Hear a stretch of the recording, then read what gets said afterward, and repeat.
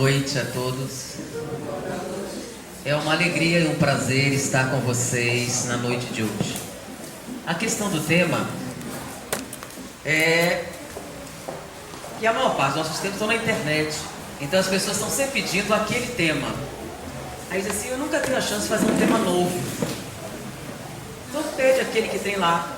E nós estávamos conversando que a gente tinha os temas novos. Então você faz hoje, mas vocês já deram um tema. Não, a gente libera o tema. Eles é que mudaram o tema, não fui eu não. Você, depois que eu não falei o tema proposto. Então vamos apresentar para vocês um trabalho baseado num professor de ciência política de Harvard, Michael Sandel. Ele apresentou um trabalho na área de jurisprudência que nos interessou muito quando a gente assistiu. Nós tivemos a oportunidade, ele esteve no Brasil, fez um seminário e em cima de algumas coisas que ele desenvolveu, ele resolveu dar uma temática espírita. E como minha mãe nunca conseguiu me curar de falar com a plateia, vocês sabem que eu converso com a plateia. E hoje nós vamos conversar muito. Porque esse trabalho depende de alguns dilemas que nós vamos desenvolver aqui hoje. Então eu gostaria de contar com a colaboração dos senhores para pensarmos juntos. Então vamos imaginar que vocês estão dirigindo um bonde. Sabem o que é um bonde, né? O bonde é o que anda num trilho. Então você sabe que o bonde anda sobre trilhos, de maneira que ele não pode mudar as direções, a não ser aquelas do trilho. Você está dirigindo um bonde que está viajando a 100 km por hora. Quando você descobre que está sem freios. E mais adiante da pista, há 5 trabalhadores. Você fica desesperado, você está impotente, o bonde está sem freio, não há como mudar a direção, e você sabe que se o bonde atingir os trabalhadores, 5 homens irão morrer. E no meio desse desespero, de repente você descobre que existe uma saída à direita. Há um pequeno desvio, e nesse desvio há apenas um homem trabalhando. A pergunta é: qual a coisa certa a fazer? Se você seguir em frente, 5 pessoas irão morrer. Se você virar à direita, apenas uma pessoa irá morrer. A pergunta é: qual a coisa certa a fazer? Quem aqui deixaria o bonde seguir em frente? Levante o braço. Quem viraria à direita? Levante o braço. Bom, o bonde só tem essas duas possibilidades, né? Quem viraria à direita, levante o braço.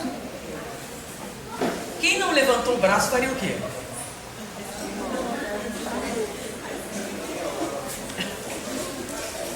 Não há muitas opções. A maioria viraria à direita. Mas a pergunta é a seguinte: por que você viraria à direita? Qual o motivo que você acha que a coisa certa a fazer é virar à direita? Só matariam um, disseram aqui atrás. Matariam um. Vamos falar mais alto. Eu pensei que os baianos eram mais assim, proativos, né? Vocês estão meio assim, não jantaram? Tinha um desvio que Por que vocês virariam à direita? Alguém gostaria de explicar por que à direita? Por quê? Porque é melhor matar um do que matar 5? Não, por que virar à direita é a coisa certa a fazer? Que é menos mal matar um do que matar 5. É isso? É esse o motivo? Todos concordam? Então a coisa certa a fazer é virar à direita, porque é melhor que morra um só do que 5 pessoas. É isso? Dos males o menor? Então a coisa certa a fazer é virar à direita, porque morrerá um só em vez de 5. É isso? Concordam todos? Alguém tem alguma outra hipótese? Ok. Então vamos mudar levemente a situação. Você não está dirigindo o bonde. Você está sobre uma passarela, em cima da pista, vendo um acidente de bonde. Você vê que o bonde está desgovernado. Você vê que ele vai atingir 5 trabalhadores e não há nada que você possa fazer. Você está impotente, vendo o acidente que vai acontecer. quando de repente você vê que debruçado na passarela, sobre os trilhos, há um homem muito, muito gordo. Se você empurrar o homem, ele vai cair no trilho e com certeza vai morrer. Mas, se você fizer isso, vai salvar 5 trabalhadores. Qual a coisa certa a fazer? Você deixa o acidente acontecer e morrem 5 trabalhadores? Ou você empurra o gordinho e salva os 5 trabalhadores? Qual a coisa certa a fazer? Quem aqui deixaria o acidente acontecer? Levante o braço. Quem empurraria o gordinho? Levante o braço. Ninguém empurraria o gordinho? Não. Por que não? Não é a mesma situação? Não é melhor matar um só e salvar 5? Não. O que foi que mudou? Vocês disseram na primeira situação que é melhor matar um do que matar 5. Se você empurrar o gordinho, vai matar um só e vai salvar 5. Mas, o que tem diferente? Sim, mas você ainda está salvando 5 pessoas. Por que na primeira situação a coisa certa era matar um só? E na segunda ficou diferente. Por quê? O problema é que você não sabe. A pergunta é, na primeira situação vocês disseram que é melhor matar um do que matar 5. Por que a segunda situação é diferente? Eu tive a possibilidade de pensar. Não, o acidente ali, o tempo é o mesmo. O tempo é o mesmo. Você tem 5 minutos. Na primeira situação eu quis ver acidental. Você já não era bom, que era desgovernado, não. Era bem mais fácil colocar um bom do que você. Mas o bonde continua desgovernado. Mas eu tenho a possibilidade. Você disse que a coisa certa a fazer na primeira situação era matar um só, porque matando um você salvava 5. A segunda situação é a mesma. Se você matar um só, você salva 5. Na primeira eu emiti a opinião, já que todo meio de transporte tem uma cozinha, alguma coisa que sinaliza, cozinharia. Os caras saem. Mas não tinha nessa situação. Então. Sim. A sua situação é, ou você mata um ou mata 5. Você escolheu matar um só. E eu perguntei, por que você acha que essa é a coisa certa? Aí vocês disseram que é melhor um morrer do que 5. Não foi isso? Na segunda situação, é a mesma. Se você matar um só, você vai salvar 5. Por que ficou diferente? Os dois vão morrer de qualquer jeito. Se você virar, mata um. Mas o primeiro não é salvar, o segundo não. O segundo vai estragar a posição que era pensando. Mas se você virar o volante à direita, você mata um. Sim. Mas o problema é que você disse que é melhor um morrer do que 5. O problema é empurrar, tudo bem. Deixa eu resolver esse problema. O problema é empurrar o cara. Então, em vez de debruçado, ele está sobre um açapão. Você só vai ter que virar o volante e ele cai no trilho. Fica mais fácil. Não vai empurrar. Você dá uma viradinha assim. O problema é o seguinte, por que na primeira situação, matar um estava certo e na segunda não estava? Qual o motivo? Você não tinha escolha. Você estava ali. Você tinha escolha, você deixava os 5 morrerem ou 5 só. Na outra situação você podia. A outra situação é a mesma coisa. Se você matar um, olha só. A outra situação é a mesma. Ou matam 5 ou matam 1. Bom, na outra você vai virar à direita. Ok, vamos trocar a situação. Tá complicado. A ideia é essa. É ficar complicado. Vamos mudar a situação. Você está no pronto-socorro. Você é médico e acabou de chegar um acidente de bonde. Você está lá no atendimento. Chegaram 5 acidentados de um bonde. Um em estado muito grave. Muito mal. Se você for atendê-lo, você vai levar a maior parte do dia. Os outros 4 não estão tão mal quanto o primeiro. Mas se você atender o primeiro e levar esse tempo todo atendendo, esses 4 vão morrer. Se você, em vez de atender o paciente mais grave e atender os outros 4, você vai salvar os 4, mas o primeiro com certeza vai morrer. Qual a coisa certa a fazer? Você atende o paciente mais grave ou atende os 4 menos graves? Qual a coisa certa a fazer?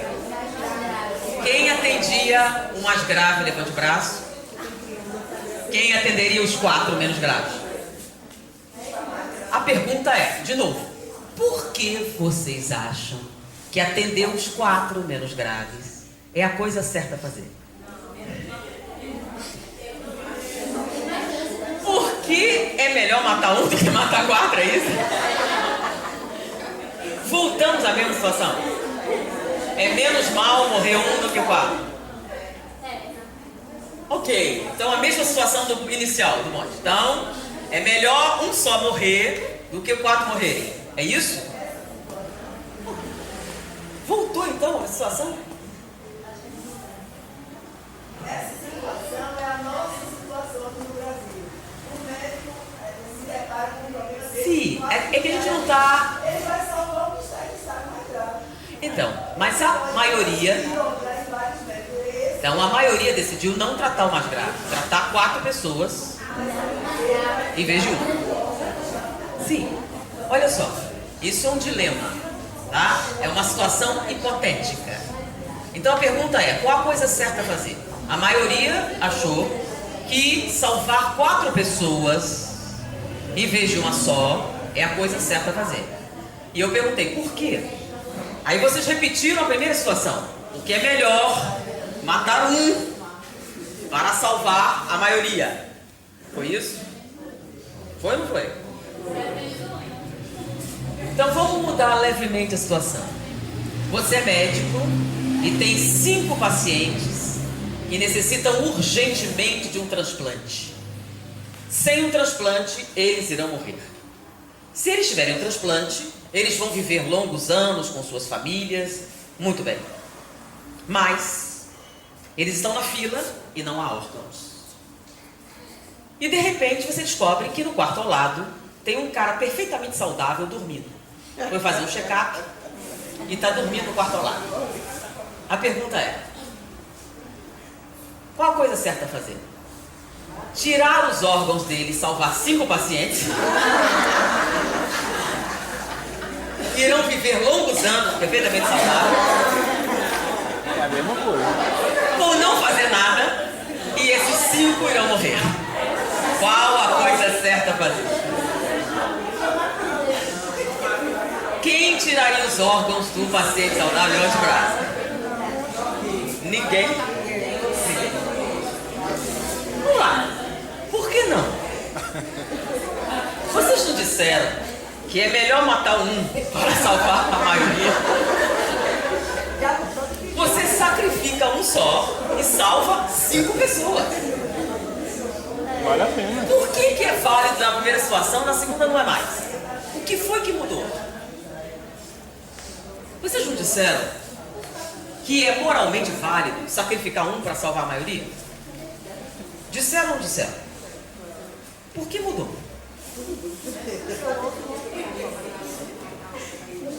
Porque essas situações, não, a gente mata um e salva o resto. Sim, isso é perfeitamente certo. Você não se sente moralmente errado, né, em assassinar um trabalhador virando o bonde. É perfeitamente válido. Empurrar o gordinho para salvar 5 trabalhadores não é. Por que não é? Por que vocês acham perfeitamente válido sacrificar um paciente mais grave para salvar 4 e não acham válido sacrificar um para salvar 5 pessoas? O que mudou? Qual a diferença? Antes que vocês digam que tudo isso é hipotético, vou falar então um fato real. Né? Hitler. Então a Gestapo costumava fazer o seguinte: quando chegava uma mãe com vários filhos, os soldados da Gestapo faziam a seguinte pergunta: escolha um dos seus filhos para morrer. Se você escolher um, os outros serão salvos. Se você não escolher, morrerão todos. Qual você escolhe para viver? É uma pergunta que eles faziam. Deu origem a um filme chamado A Escolha de Sofia. Então ele chegava: você tem 3 filhos, escolhe um. Escolhe um, que esse vai morrer e os outros serão salvos. Agora, se você não escolher nenhum, todos vão morrer. Qual você escolhe? Qual dos seus filhos você vai condenar à morte? Graças a Deus isso é coisa do passado, né? Não acontece mais hoje em dia. É isso? Pois é. Saiu na mídia recentemente uma reportagem falando de um acontecimento que teve naquele tsunami. Lembra aquele tsunami que teve lá na Tailândia? Contando a história de uma americana que foi passar as férias lá com o marido e 2 filhos. Ela foi pega pela onda. Ela estava segurando numa árvore com um menino em cada mão, presa no ar. Quando a correnteza começou a aumentar, foi ficando muito, muito forte e ela viu que não conseguiria segurar. Para se salvar, ela teria que soltar uma das crianças. Se ela soltasse uma das crianças, ela poderia salvar um filho. Se ela não soltasse, morreriam todos. E no desespero, ela soltou uma criança. Sobreviveu com aquela criança que ficou. Felizmente para ela, um bombeiro conseguiu salvar o outro filho. O problema é que agora ela não conseguia conviver com a escolha que fez. Ela escolheu um filho para morrer. E a grande dor é que ela escolheu o filho pelo qual ela tinha menos afinidade. Como você vai viver com isso? Como você vai olhar para o seu filho e saber que você o condenou à morte? É verdade que ele não morreu, mas a escolha está lá. Então essas coisas podem acontecer. Então eu vou contar para vocês uma história real, né? Na Inglaterra, saiu um navio inglês, que naufragou no Atlântico. E se salvaram 5 tripulantes. O capitão, o imediato, 2 oficiais e um grumete. Um grumete que tinha 17 anos, se engajou no navio para se tornar um homem, que não tinha família, era órfão, enquanto os demais tripulantes eram homens casados, pais de família, pessoas muito bem situadas na sociedade. E eles estavam num bote, perdidos no Atlântico, e tinham apenas 2 latas de atum. Eles usaram uma lata de atum como isca e capturaram uma tartaruga. E sobreviveram com a carne e o sangue da tartaruga durante 8 dias. Mas a comida acabou. Não havia comida, não havia água. Eles resistiram por 3 dias. E contra a opinião dos demais, o jovem grumete bebeu água do mar para saciar a sede e ficou muito doente.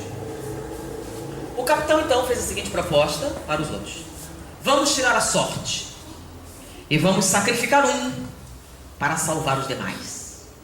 O imediato foi contra. Não concordou com o sorteio. De maneira nenhuma, isso não podia acontecer. E eles aqueceram. E passado mais um dia, o capitão tomou de um punhal, chegou no grumete e disse: faça as suas orações. E cortou-lhe a jugular. E eles sobreviveram com a carne e o sangue do tripulante por 12 dias, quando foram resgatados por um navio alemão. Chegando a Londres, na Inglaterra, eles foram presos para serem julgados por assassinato. Eles estavam no julgamento e o advogado de defesa fez a seguinte colocação: são homens de bem, não são criminosos. Em nenhuma circunstância eles fariam isso, matar alguém de maneira fria. Era uma situação desesperadora. E ao sacrificar um, eles salvaram a vida dos demais. Por isso, é uma situação moralmente válida. Não foi um ato premeditado de crime, foi uma situação de desespero. E sacrificando um tripulante, salvaram-se 4 pessoas. Se ele não fizesse isso, todos morreriam, porque ninguém poderia resistir 12 dias sem comida nem água. Então, senhores do júri, eu peço que vocês inocentem o meu cliente, o que foi um motivo de força maior, que é válido sacrificar um para salvar a maioria. Senhores do júri, vocês concordam? Se fosse um rei, se fosse sacrificado. Vocês concordam? deveriam inocentá-lo? Sim ou não? Deveriam libertá-lo? Ele não é um assassino? Ou ele deveria ser preso e condenado por assassinato? Qual a coisa certa a fazer? Se vocês disserem que ele deveria ser inocentado, voltamos à situação inicial. É perfeitamente válido, é moralmente válido sacrificar um para salvar a maioria. É isso?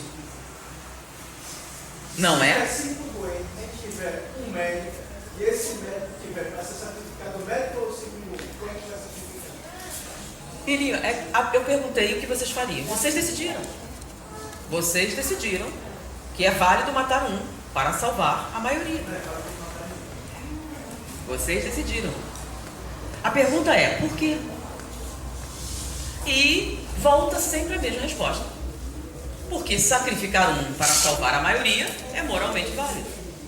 Se é moralmente válido, o tripulante, o capitão, seria o quê? Inocentado. Vocês concordam? Ele deveria ser inocentado? Ou deveria ser incriminado por assassinato? E essa dúvida continua. Agora, se vocês concordam que sacrificar um para salvar a maioria é válido, por que na hora de empurrar o gordinho vocês titubearam? Por que na hora de tirar os órgãos do homem são para salvar 5 pacientes, vocês não concordaram? O que ficou diferente? Porque se você diz que uma coisa é moralmente válida e explica, então isso valeria em todas as circunstâncias. Por que fica diferente em algumas circunstâncias? E por que vocês não sabem explicar por que empurrar o gordinho não parece certo? Porque a explicação não é mesmo. Se você matar o gordinho, 5 pessoas vão se salvar. Então você será um herói. Por que parece válido sacrificar algumas pessoas em algumas circunstâncias? É porque existe uma dificuldade aí. É que na hora de empurrar o gordinho, alguma coisa soa mal, né? Tem alguma coisa errada aí. Mas o problema é, o que é que lhe parece errado? Porque o problema é que na maior parte das circunstâncias vocês voltam para a mesma coisa. Sacrificar um é perfeitamente válido, já que a maioria vai se dar bem. Por que fica diferente? O que é que incomoda tanto em empurrar o gordinho que não incomoda quando você vira o volante e mata um? Por quê? Deixou de matar? Não. Você virou o volante e escolheu matar um. Uma você está participando da situação e na outra você está de ouvinte. Então a explicação é outra? Por que você acha certo virar o volante e matar um? Aí, vamos mudar a situação, né? Você está no bonde, dirigindo, tem 5 trabalhadores na frente e à direita tem um desvio e seu filho está trabalhando lá. Mato 5. Mato 5. E aí? Ficou diferente? Ficou diferente agora? O que foi que mudou? Não é mais válido matar um para salvar 5? Quando é o filho, não. Quando é o filho, não? Desse jeito a gente vai ter que pular na pré-bombinha. Tem algum problema aí? Quer dizer, se fosse seu filho, já não é mais válido. Então qual a coisa certa a fazer? Se bater. Qual a coisa certa a fazer? Então quer dizer, dependendo de quem está, então a gente não sabe o que é o certo? Tá difícil, né? Não, mas a ideia é essa mesmo. A ideia é essa mesmo. Porque por incrível que pareça, por trás dessas decisões existe uma filosofia. Jeremy Bentham é um filósofo do século XVIII que se tornou muito popular na Inglaterra industrial. Era a época da mudança, saindo de uma estrutura absolutista, feudal, etc., e se fixando na chamada sociedade industrial. E Jeremy Bentham caiu como uma luva, porque ele pregava que a moral deveria se ater aos fins. Ou seja, aquilo que você fazia era justificado em vista dos benefícios. Vamos ser mais específicos. Ele pregava a chamada moral utilitarista, que vem a ser o seguinte: os fins justificam os meios. É perfeitamente válido sacrificar alguns para o bem-estar da maioria. Que nós devemos maximizar o prazer e minimizar a dor.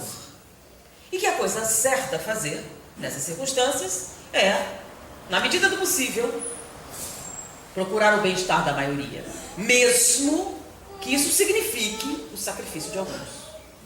Então, para Jeremy Bentham, matar um para salvar 5 é moralmente válido.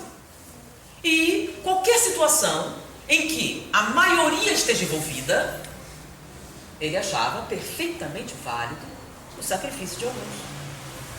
E ele explicava que o ser humano busca o prazer e foge da dor.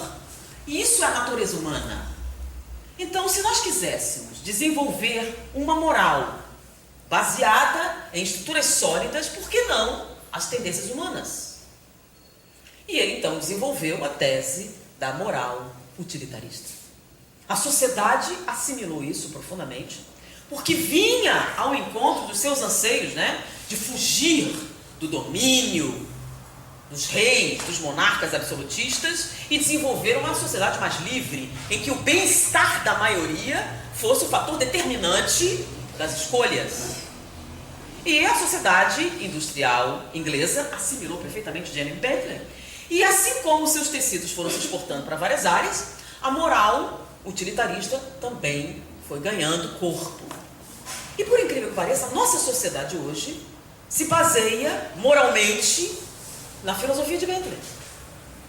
Nós achamos que o livre mercado é a melhor forma de vivência.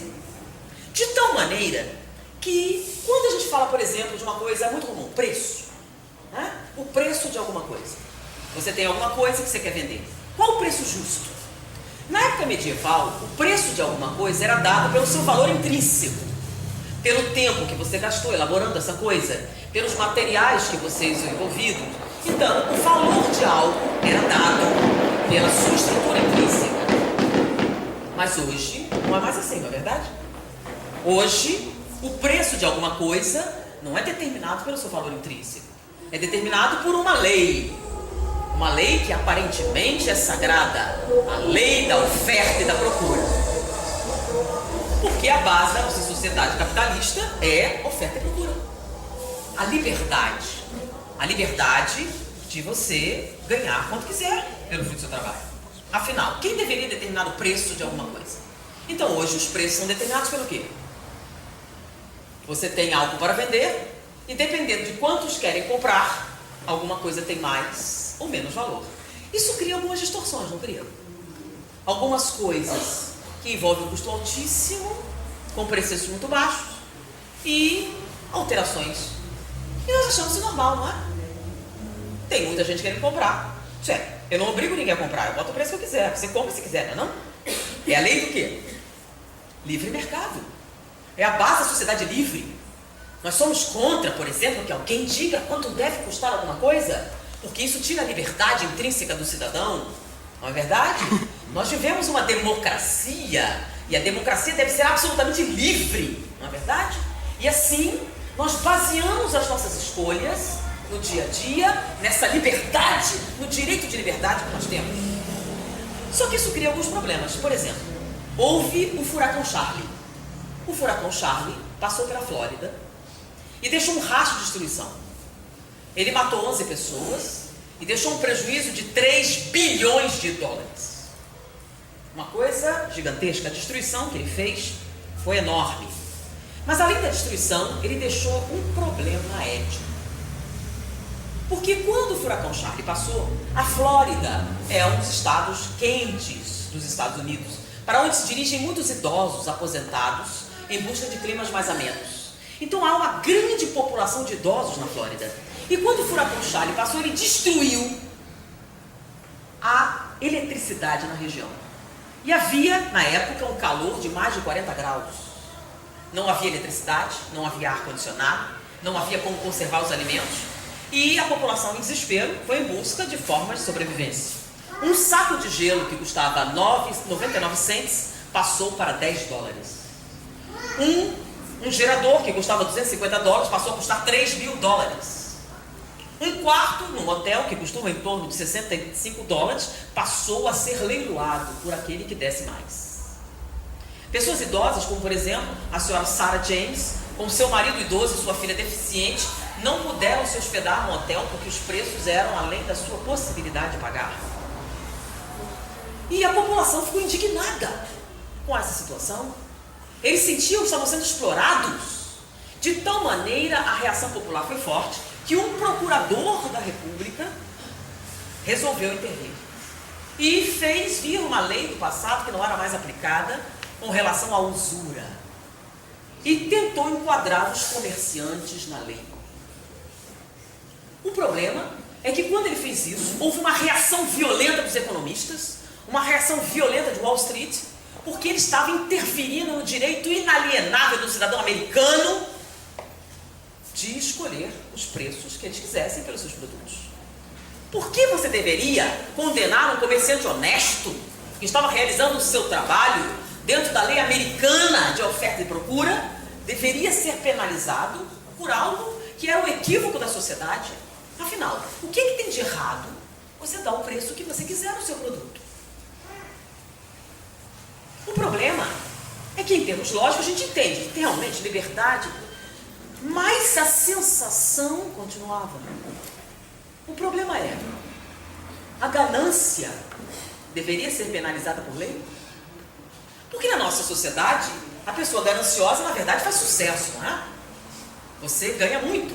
Então, se você botar preços e lhe permitir o máximo de lucro, o que tem de mais?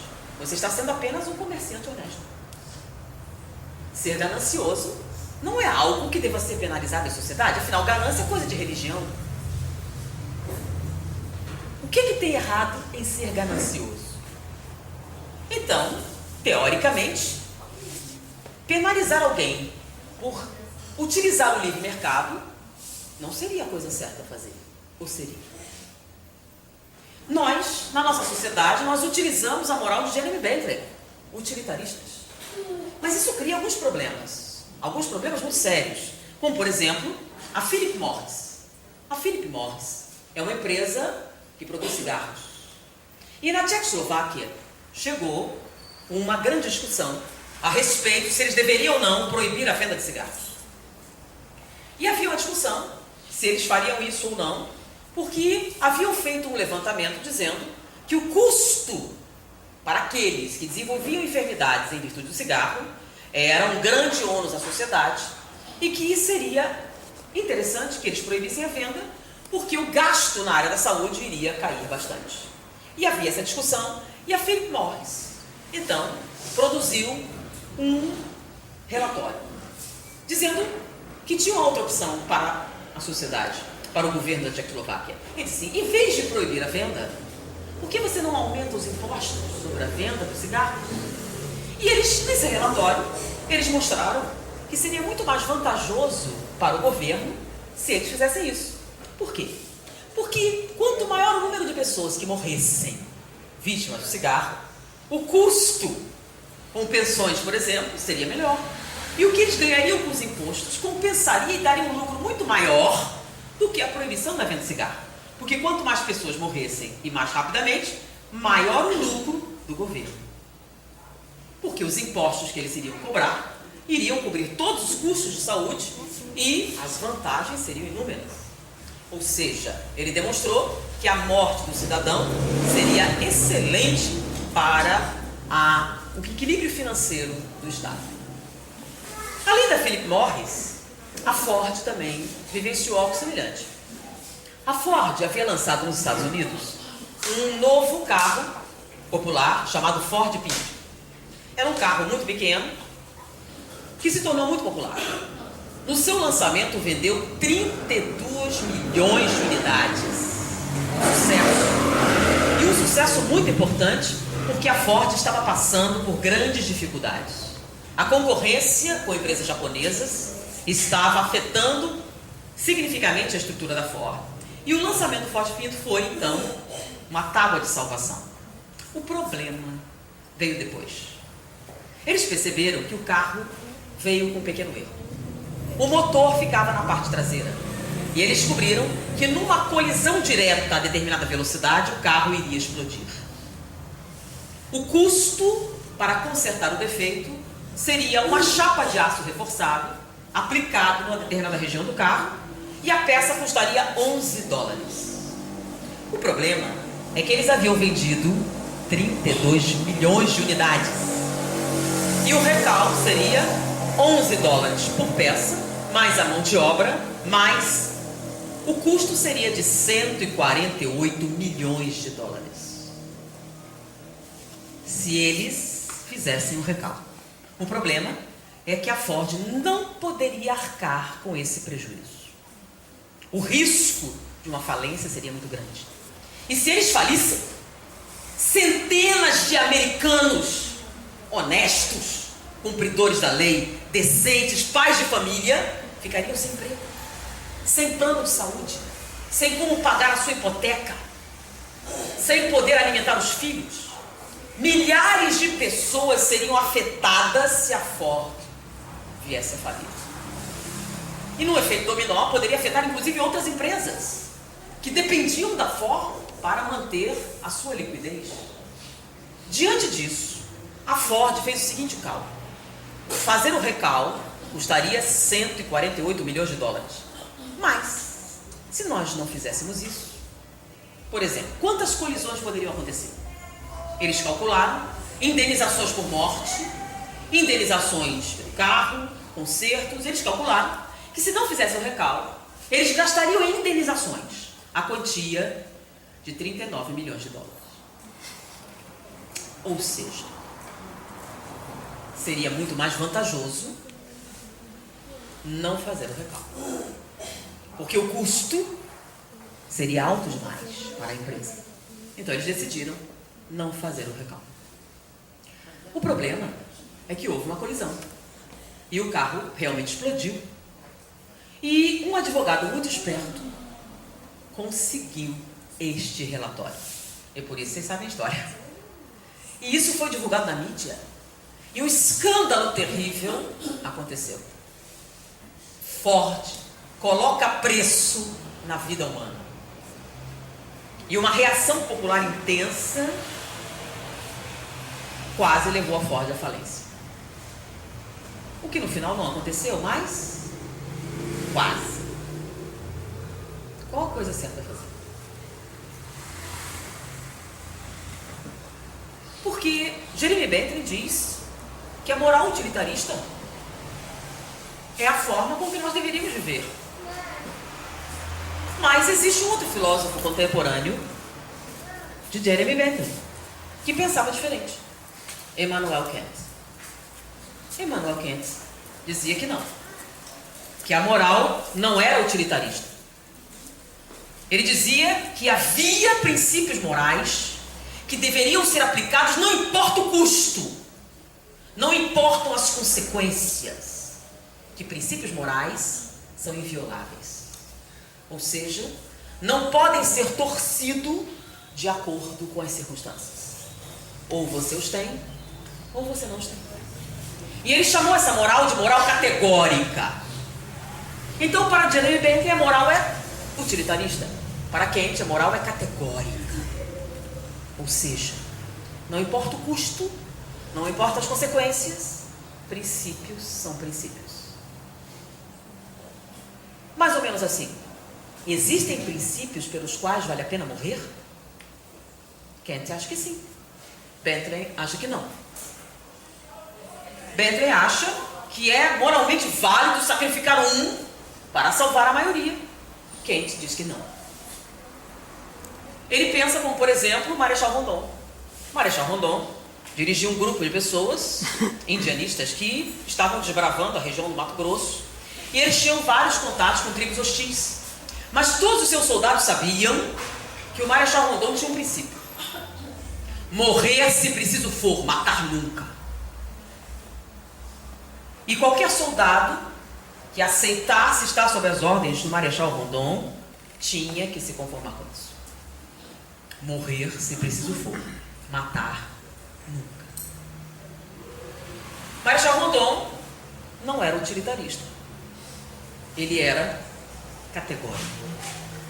Para ele, havia princípios morais pelos quais valia a pena morrer. Mas a pergunta é: nós somos utilitaristas ou categóricos? Ao longo das discussões, o que se salientou que nós nos inclinamos profundamente para a moral utilitarista. Mas a questão é: qual é a tese espírita? O espiritismo é utilitarista ou categórico?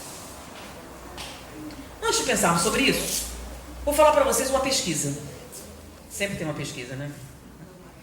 Havia um neurologista que estava acompanhando a sua namorada numa visita que ela fazia a um parente seu num asilo. E ele foi acompanhá-la e ficou esperando no saguão enquanto ela fazia visita. Enquanto ele esperava no saguão, ele verificou que próximo à janela, sentada numa poltrona, havia uma senhora muito distinta. Chamou sua atenção. Bem posta, olhando a paisagem. E ele estava fazendo essa observação quando aconteceu um distúrbio. Uma senhora que também estava visitando alguém, gestante, entrou em trabalho de parto.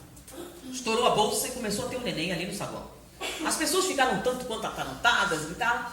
E ele viu que a senhora, que estava próxima à janela, levantou-se, assumiu o controle da situação e começou a fazer o parto.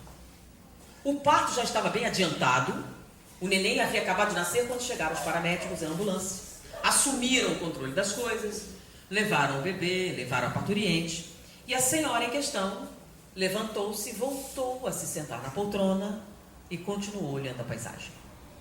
Ele ficou assim, entusiasmado com o que aconteceu e foi até a janela para cumprimentá-la.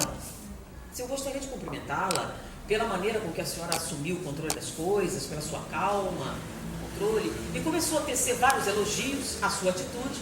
E ela olhava para ele sorrindo quando se aproximou uma enfermeira e disse: sinto muito, ela não se lembra de nada que aconteceu. Ela tem Alzheimer. E a sua memória desaparece 15 minutos depois. Disse: mas não é possível. Ela fez o parto? Sim, ela foi uma obstetra famosa. Mas hoje ela é uma paciente no asilo. Ela tem um Alzheimer muito avançado. Ela esquece tudo 15 minutos depois. Mas não pode ser, eu sou neurologista. Não pode. Alguém com Alzheimer tão grave assim não poderia fazer o parto. E eu vi ela fazer o parto. Esse diagnóstico está equivocado. Se sinto muito, ela está aqui internada como paciente de Alzheimer. Eu quero ver os exames. Eu não posso concordar com isso. Um paciente de Alzheimer seria impraticável realizar um parto, como ela fez. Vieram os exames e ele comprovou que as lesões que ela apresentava eram compatíveis com o mal de Alzheimer. Um mal de Alzheimer muito avançado. Ela tinha vastas lesões, extensas lesões no hipocampo, o que comprometiam diretamente a memória. E na situação dela, ela deveria realmente estar no estado avançado. E estados avançados, no entender dele, é que ela não tinha mais memória do que aprendeu. Ela deveria ser alimentada, tratada exatamente como uma criança pequena. Mas não foi o que ele viu. Aquilo entrou na sua mente de tal maneira que ele não conseguia se conformar. O que foi que aconteceu então? O que foi que ele viu? Será que aquele diagnóstico foi feito? Ela tinha uma outra doença diferente? Será que o efeito não era o mesmo? E aquilo, como não saiu da sua cabeça, ele resolveu pesquisar. E ele procurou, então, outros pacientes com lesões semelhantes para ver qual seria o comportamento. E ele viu que os pacientes com aquele tipo de lesão se tornavam incapazes de realizar processos intelectuais superiores como aquele que ele viu. Ou seja, um paciente de Alzheimer naquele nível não teria condições de realizar um parto. Como foi que ela fez isso? Será que havia alguma coisa diferente no cérebro dessa mulher? E ele resolveu, então, pedir à família que pudesse escanear o cérebro para ver se havia alguma diferença no cérebro dela. De repente, a memória nela fosse alguma coisa diferente. Mas ele não percebeu nada estranho, a não ser que havia uma intensa atividade em outras áreas cerebrais. E ele então pegou outros pacientes de Alzheimer para ver se encontrava condições semelhantes. E encontrou. Encontrou 5 pacientes que davam uma resposta semelhante. E um deles era um matemático, que tinha um Alzheimer avançado, que fazia com que sua memória tivesse um limite de 10 minutos. Mas ele, a si mesmo, era capaz de realizar operações matemáticas. Se respeitasse aquele limite de tempo, ele conseguia resolver equações matemáticas de níveis avançados. Como aquele homem podia ser um matemático se a memória do aprendizado da matemática desapareceu? Se sua memória desapareceu, você não pode mais saber matemática. Você não pode nem saber ler. O que havia diferente com aqueles 5 pacientes? E ele então foi para grupo de pessoas normais e começou a escanear no cérebro para ver se ele encontrava aquela anomalia. Porque se o problema não era a lesão, já que a lesão era a mesma e eles se comportavam de maneira diferente, o problema era então a memória. A memória deles era diferente. E ele resolveu pesquisar. E ao longo da sua pesquisa, que levou largos anos, ele chegou à seguinte conclusão: existe a memória temporária, existe a memória permanente, mas existe um terceiro tipo de memória, que ele deu o nome de memória relacional. Aqueles que desenvolvem a memória relacional têm um comportamento diferente frente ao Alzheimer. E o que vem a ser a memória relacional? Perguntava a repórter. Bom, a memória relacional é o seguinte: normalmente, quando você aprende alguma coisa, você arquiva isso temporariamente. E à medida que você repete, ou que você tem alguns procedimentos que a gente usa normalmente para aprender, você torna essa memória temporária em permanente. A memória relacional, ela é uma memória como as outras, porém ela não se arquiva da mesma maneira que a temporária e permanente. Ela não está restrita ao hipocampo. A memória relacional se incorpora à citoarquitetura cerebral. Quando você desenvolve a memória relacional, ela não fica no hipocampo, ela fica no cérebro todo. Bom, e que diferença isso traz?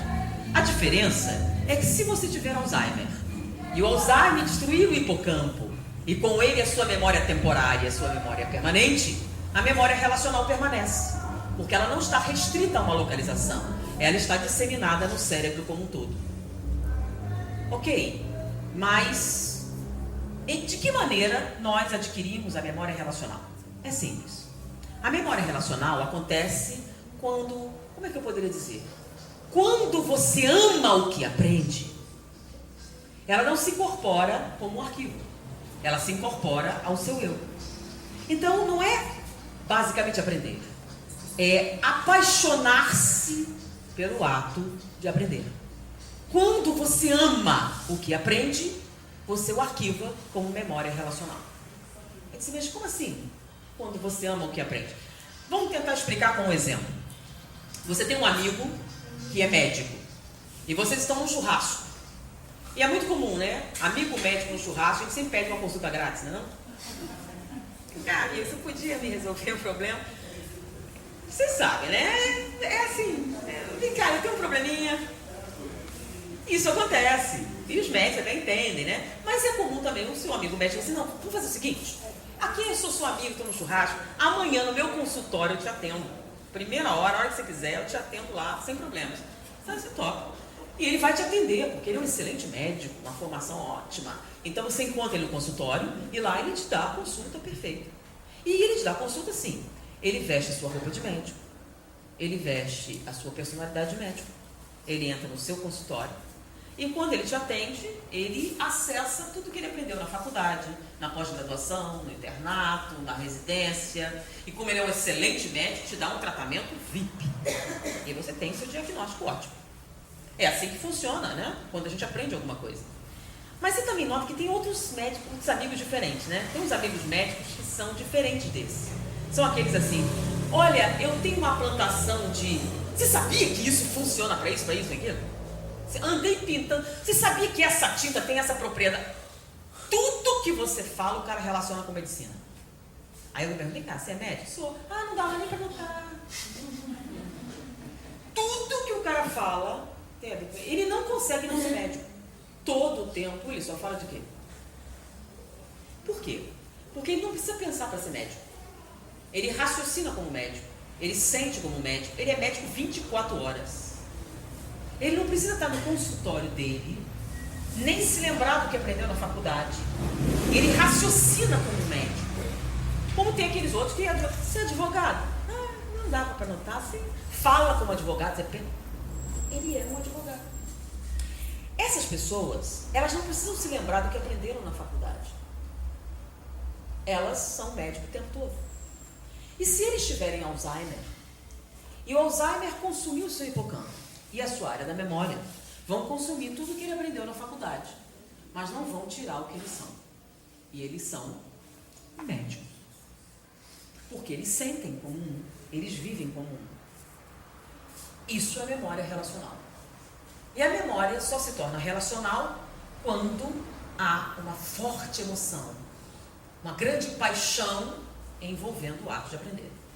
O que não é comum, né? Porque normalmente hoje em dia, quando o filho não quer ir para a escola, o que a gente fala? Tem que ir para a escola assim, senão você não vai ser nada na vida. Não?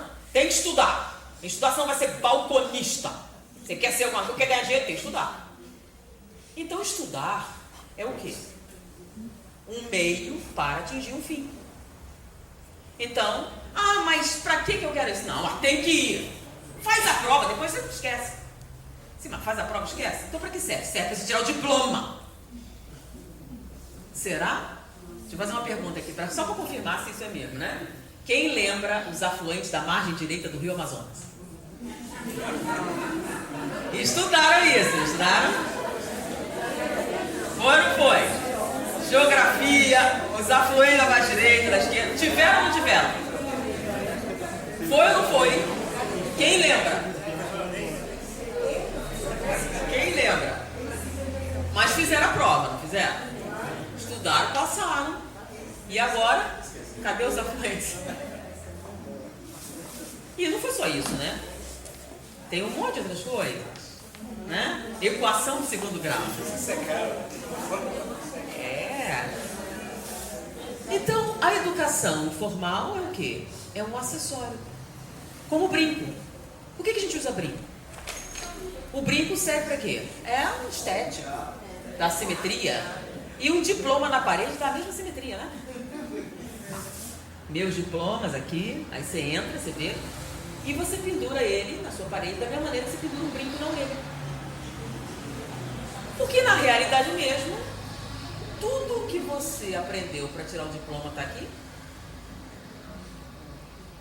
Então, é um acessório. É um meio para atingir o fim. Na verdade, o seu objetivo é ganhar dinheiro. O seu objetivo é ganhar status social. Seu objetivo é ocupar um determinado nicho social. E o estudo é um degrau, um sacrifício que tem que fazer. Entendeu? Não? Tem que ir, tem que tirar o diploma. Não importa, tem que passar de ano. Passou de ano, tá bom. Se aprendeu ou não aprendeu, isso é irrelevante. Porque se você tem um diploma, quem quer saber se aprendeu ou não? O problema é que quando a educação se faz dessa maneira, onde é que se arquiva tudo? No hipocampo. E o problema de você guardar arquivos num baú é que as traças consomem. E no caso de você guardar toda a sua educação no hipocampo, vem o Alzheimer e consome tudo. E você fez o primário, fez o ginásio, fez faculdade, mestrado, pós-graduação, veio o Alzheimer e você volta a ser alimentado na boca de colherzinha. Os anos que você dedicou a pendurar os seus diplomas na parede somem.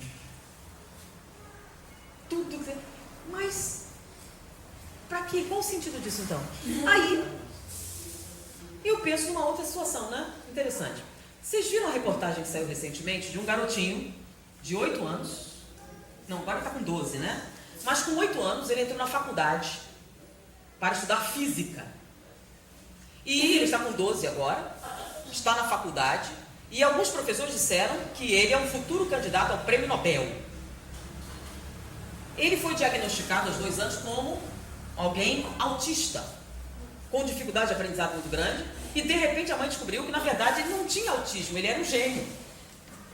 E agora, ele com 12 anos, já está há 2 anos na faculdade. E ele já fez um trabalho inusitado e totalmente criativo com relação à astronomia. Aí outro menininho de 6 anos que venceu um computador, uma disputa matemática. Ele é mais rápido que o Blue Sky, que é um supercomputador utilizado pela NASA.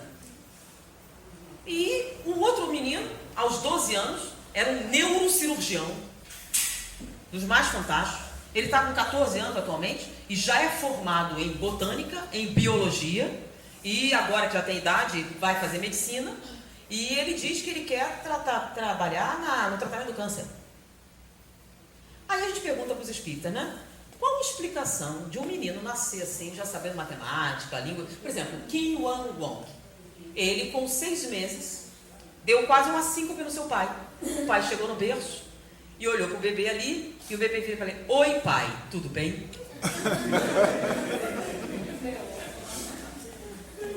E ele assim: querida, acho que eu não estou bem. Eu tive a impressão que o Kim estava falando comigo. Não, pai, estava falando mesmo com você. E Kim Wang-wong, aos 6 meses de idade, falava o chinês perfeitamente. Com 2 anos de idade, ele já falava 5 idiomas. E foi sabatinado por uma série de cientistas. E à idade de 32 anos, era um dos maiores catedráticos chineses em idiomas. Qual a explicação? Se eu me perguntasse, vem cá, qual a explicação espírita para um negócio desse? Como é que nasce uma criança falando assim, 6 meses já fala, o outro com 6 anos matemático, o outro é como Mozart? Qual a explicação vocês dão para isso? Reencarnação? É essa a explicação? Sério? A explicação para essas coisas é reencarnação. Toda vez que eu ouço isso, me vem uma pergunta automática, né? A explicação é reencarnação. Então a pergunta é: vocês não aprenderam nada na outra encarnação, não?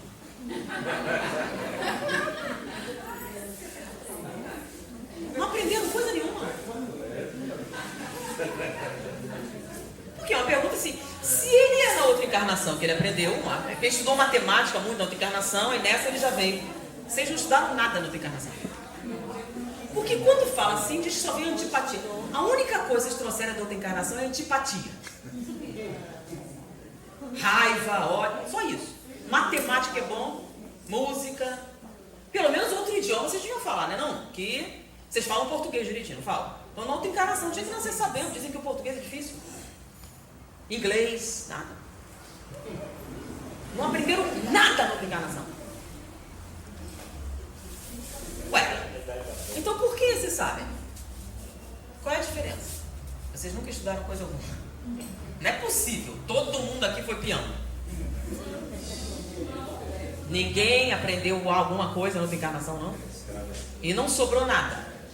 Então eles são escolhidos? São especiais? São favoritos de Deus? Não, porque esses sabem. E vocês? Quem nasceu sabendo alguma coisa já? Quem nasceu com alguma aptidão especial? Nada. Só antipatia mesmo. Vocês são especialistas em detestar gente. Que isso não esquece, né? Eu antipatia, tenho um ódio do passado, tenho uma raiva, um inimigo aqui. Nada útil. Medicina, filosofia, direito, nada. Qual a explicação? Por que esses têm e a maioria não tem? Vamos voltar. Memória relacional. O que é memória relacional mesmo? Quando você ama, palavras do cientista, quando você ama o que aprende, você não guarda isso no hipocampo. Você incorpora essa informação ao seu eu, à sua estrutura cerebral. E se o Alzheimer vier e consumir sua memória, não pode consumir o que você é. Mas não é só o Alzheimer que consome, né? A morte também. A morte vem e consome o quê? Tudo aquilo que é acessório. Brinco, né? Roupa, dinheiro, tudo isso fica onde? Fica aqui. E a gente só leva o quê? Só levamos o que nós somos, não é? E o conhecimento também.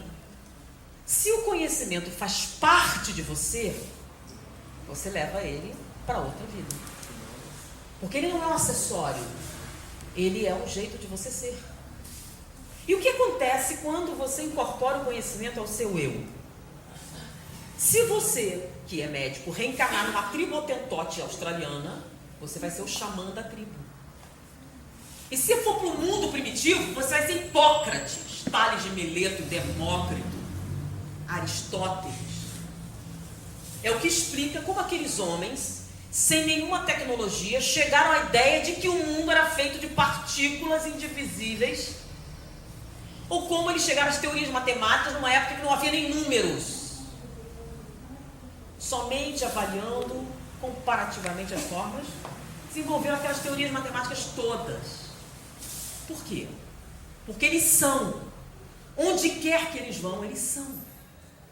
Eles serão. Faz parte deles. Mas isso só é possível se essa memória faz parte de você, não é um acessório. Então aprender, estudar. Toda vez que você pergunta para quê, você já está vendo que é um acessório. Toda vez que você para quê, significa que não é seu. Que você vai voltar, e vai voltar, e vai voltar, e vai ter que fazer tudo de novo. Vai aprender a ler, vai aprender a escrever, vai fazer a faculdade, a pós-graduação, e vai morrer e ter que fazer tudo de novo. Porque não ficou nada. Porque não havia nenhum amor relacionando essas coisas com você. Não era relacional, era só um acessório, um meio para atingir um fim. Era algo totalmente utilitarista. Porque isso não serve só para moral, é para tudo. E a moral é a mesma coisa. Se você não entender, e há princípios pelos quais vale a pena morrer, você vai voltar, e vai voltar, e vai voltar, e vai voltar de novo, e de novo, até que finalmente se incorpore dentro de você que existem princípios morais que são invioláveis, não importa as consequências, até porque nós somos espíritas. Essa não é a verdadeira vida. A vida verdadeira é após essa vida. O que você vai dizer para o seu filho quando você disser: eu escolhi você para morrer? Por que, pai, você me escolheu para morrer? Ou, como fez Joana de Cusa, que não escolheu. Abjura, mãe, porque eu quero viver. Não posso. Não posso. Mãe, eu quero viver. Abjura, se você abjurar, eu vou viver. Não posso. Não posso. E se ela pudesse explicar, há princípios morais invioláveis para mim, eu não posso. E não fez. E qual a consequência disso? É que a morte não existe. E a consequência disso é de Valdo Franco, que foi aquele filho. E ela provou que a honra, a fidelidade, a lealdade não tem preço. Não há nada mais importante do que seus princípios morais. E se você não escolhesse e morressem todos, você diria ao seu filho: não pude escolher. Amo a todos igualmente e não fui capaz de escolher. E como essa não é a verdadeira vida, quais seriam as consequências? Afinal, quem é você para escolher quem pode ou não morrer? Então, no momento em que você abre mão dos seus princípios morais, você fez o quê? Vai voltar. E vai voltar. E vai voltar. Até que você incorpore a você essas virtudes, esses princípios e o conhecimento. Então, tudo aquilo que você ama e que incorpora dentro de você é seu para sempre, em qualquer circunstância, inclusive seus princípios. Aliás, principalmente seus princípios. E a pergunta é: nós somos utilitaristas ou categóricos? Existem princípios pelos quais vale a pena morrer? Foi um prazer estar com vocês, muita paz.